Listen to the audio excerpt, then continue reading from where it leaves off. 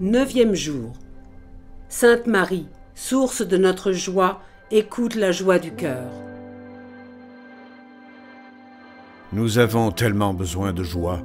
Dans un monde dédié au simple amusement, Marie en est la source, car en elle l'accomplissement de la volonté de Dieu a toujours été une priorité. Actualisation. Il n'y a pas longtemps, un agriculteur s'est présenté à la porte d'un couvent avec une grappe de raisin. « Frère portier, dit l'agriculteur, sais-tu à qui je veux offrir cette grappe de raisin qui est la plus belle de ma vigne ? À toi !» Le frère portier rougit de joie. « La veux-tu donner vraiment à moi ? » « Bien sûr, parce que tu m'as toujours traité avec amitié et tu m'as aidé quand je te le demandais. Je veux que cette grappe de raisin te procure un peu de joie. » Le frère portier a mis la grappe de raisin bien en vue et l'a regardée toute la matinée. C'était vraiment une grappe magnifique. À un certain moment, il a eu une idée. Pourquoi n'apporterais-je pas cette grappe au prieur pour donner un peu de joie à lui aussi ? Il a pris la grappe et l'a apportée au prieur.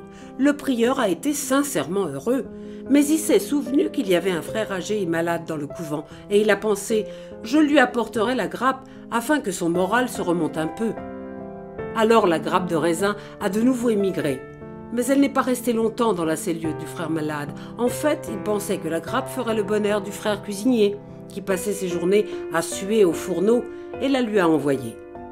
Mais le frère cuisinier l'a donnée au frère sacristain, qui l'a apportée au frère le plus jeune du couvent, qui l'a apportée à un autre, qui a cru bon de la donner à un autre, jusqu'à ce que de frère en frère, la grappe de raisin revienne au frère portier. Ainsi, le cercle s'est refermé, un cercle de joie. Commentaire du recteur majeur. Le 3 avril dernier, le pape François s'est adressé aux jeunes Maltais en ces termes. « Chers jeunes amis, je partage avec vous la plus belle chose de la vie. Savez-vous ce que c'est ? C'est la joie de se dépenser dans l'amour qui nous rend libres. Mais cette joie a un nom, Jésus.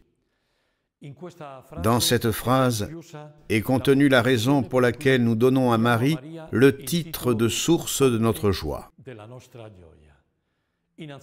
D'abord, car par sa maternité obéissante, elle a donné naissance au Seigneur Jésus.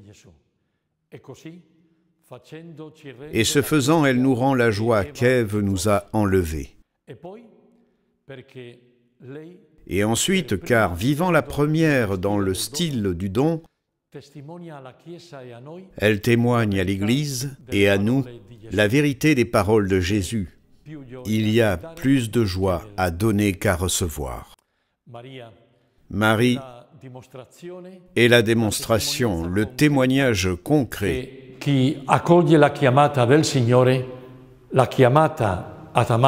que ceux qui accueillent l'appel du Seigneur, l'appel à aimer, voient leur cœur se remplir de joie. Et pas seulement cela. L'Évangile nous rappelle que même les relations de Marie avec les gens génèrent de la joie, de la sérénité. Comme la visite de Marie à Élisabeth, comme les noces de Cana. Et Marie répand cette joie aussi dans le cœur des saints. O i santi anonimi, sconosciuti e nelle apparizioni, où la rencontre avec Marie génère toujours, non pas la peur, mais la sérénité, la familiarité. Elle construit la fraternité. Référence salésienne. Beaucoup de garçons de l'oratoire portaient au plus profond d'eux-mêmes des signes d'insécurité, de manque d'estime, une grande soif d'amour et de modèles d'identification, conséquence d'un manque d'affection chronique dans leur famille d'origine. Et précisément parce que la disponibilité paternelle de Don Bosco fonctionnait comme un aimant pour les garçons qu'il rencontrait, ils devenaient immédiatement ses fils. Il le suivait, l'accompagnait, le traquait presque, comme il l'a écrit lui-même. Une scène singulière était le départ de l'oratoire.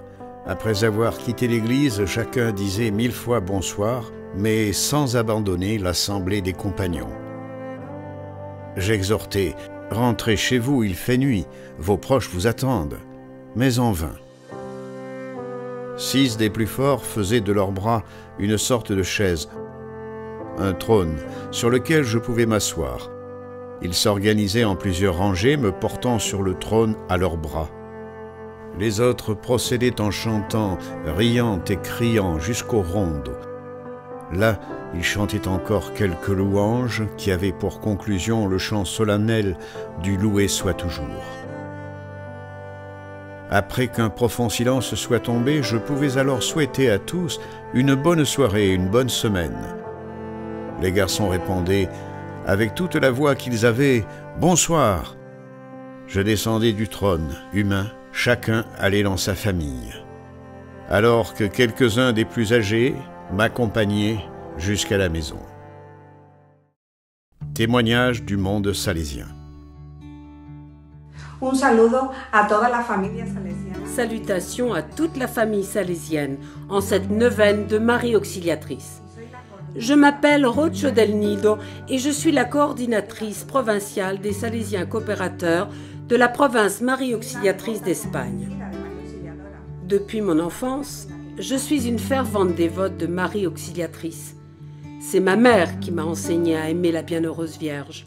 Marie nourrit ma joie vitale et le bonheur qui jaillit de mon cœur.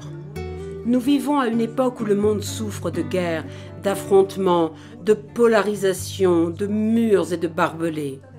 Nous assistons à une augmentation du racisme et de la xénophobie qui font augmenter la haine dans notre société. Face à ces événements, la meilleure forme de résistance est notre spiritualité salésienne qui jaillit de la joie du cœur qu'elle transforme.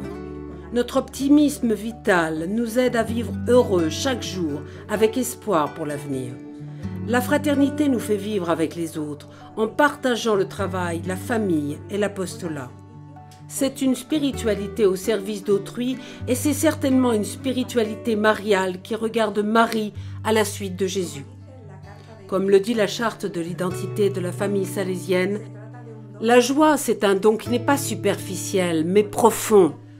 Car la joie, plus qu'un sentiment éphémère, est une énergie intérieure qui soutient même dans les difficultés de la vie. Mais aussi pour nous, les chrétiens et salésiens, tous ces signes de notre spiritualité sont des signes d'identité. Le pape François a dit que nous avons besoin de chrétiens souriants, non pas parce qu'ils prennent les choses à la légère, mais parce qu'ils sont riches de la joie de Dieu, parce qu'ils croient en l'amour et vivent pour servir. Même notre Don Bosco a fait consister la sainteté à toujours être joyeux.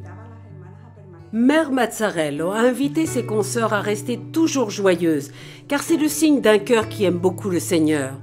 Alors pourquoi certains chrétiens s'obstinent-ils à s'inquiéter ?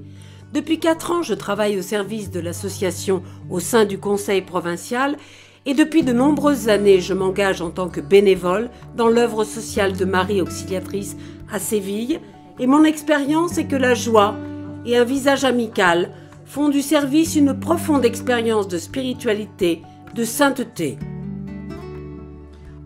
En ces jours de neuvaine, je veux vous inviter à rejoindre la révolution de la joie de Pâques.